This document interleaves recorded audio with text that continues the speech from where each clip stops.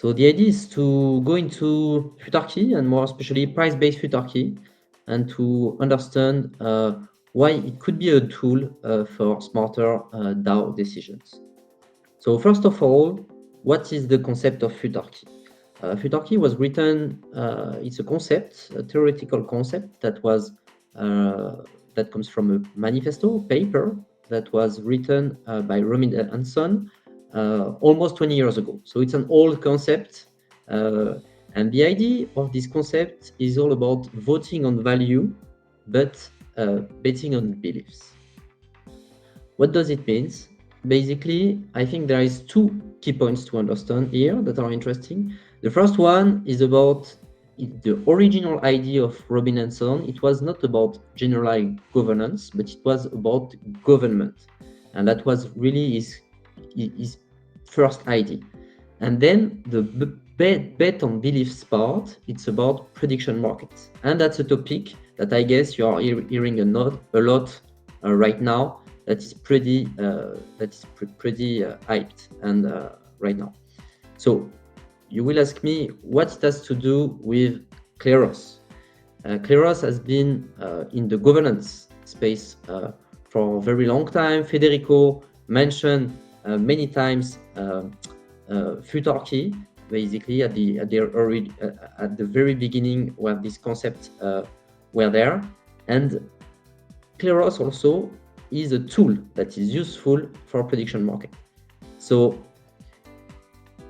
Kleros used to secure Omen and is still securing, Omen, a prediction market. But now we have a new prediction market that is Seer, that is an infrastructure prediction market, and you can build some specific application on top of it. So Seer is a prediction market developed by Clément, that is the other co-founder of Kleros, and one specific application was built on top of this project, and this application is focusing on Futarchy.5. The interesting point is like for both, basically, even for the market you will find on Seer and for the market that you will find on Futarchy.5, both of them, you have the subjective oracle that is Kleros, that is securing those markets. It means if you have a dispute, so if at some point somebody disagree with the final outcome of a prediction market, it can be a regular market or it could be a Futarchy market, Kleros jurors will solve basically the disputes and will bring basically the results on chain.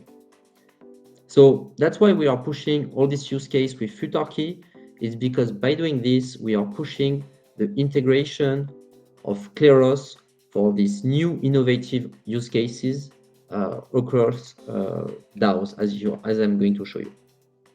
So if we come back to Futarchy, it's about voting on values, but betting on beliefs. And at the very original point, it was about government. So the idea is like about voting on value. It's like you have a government, is elected, he wants to do some things about national welfare, for instance. And the question is how it's going to do this. So some people have different ideas about how to implement it. And the idea here, to make it work more concretely, it's to define a clear metric. So for the national welfare, we can take the metric of GDP per capita. And then we need to take a specific proposal. A specific proposal could be to create a universal basic income. And the question now is a universal basic income going to increase GDP per capita or not?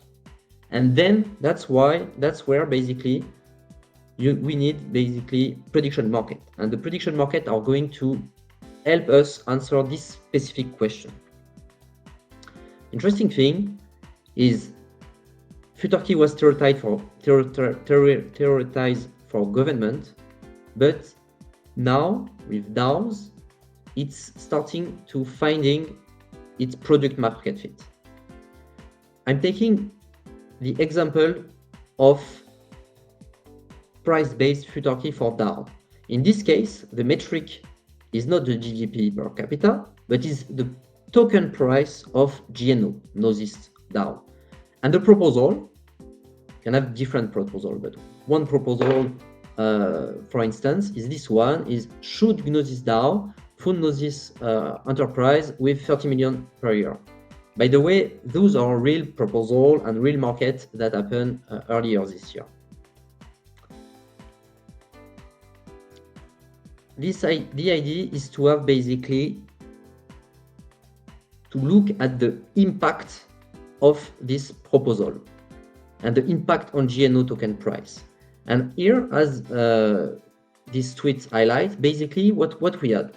We had at the end the Futarchy market that was telling us two things. It was telling us that if basically the proposal passed, the GNO token price will be $115, and if it doesn't pass, it will be $99. And then we can look at what happened. What happened? It passed, the proposal passed, the token pumped, and it was accepted. So those markets were useful for a voter, a delegate that wants to know what to vote and that is caring about one metric. This metric could be GNO. So that's for Gnosis, but what does it mean for Kleros? Maybe you have some PNK token, you are a community member, you're following Kleros for a long time. So we passed in July this proposal. So it's about having a specific rules in order to enforce a Futarchy test for any proposal that are involved with PNK minting. So this was passed in snapshot. This is this KIP. So now if anybody wants to mint more PNK, they will have basically to go through a Futarchy test, and the Futarchy should show that the token price is going higher with this proposal. It's like a way to protect, let's say, the interest of the PNK token holders. So we have run some of these markets. It was not directly for PNK minting, but it was for some proposal. So we ran those to get some information. And it's interesting because we got some interesting examples. So we got an example of a good proposal, an example of a bad proposal. If we take the following proposal, it was about changing basically the incentives program for jurors. This proposal, we had some debates, and if you go on the snapshot, you can see that the community was a bit split. As you can see here, you have 48 million of PNK for, but you have 24 million of PNK against, which is something that doesn't happen quite often. I think it's a good sign to see that some proposals sometimes are not fully consensual, but it also could be also a bit difficult for some token holders to understand what to vote and what is their best interest. The good point is if somebody just wants to maximize its holding and the value of its PNK, it could have gone to the Futarchy market, and it will have seen that if this proposal pass, the price impact would be 14% positive. And then an example of a bad proposal.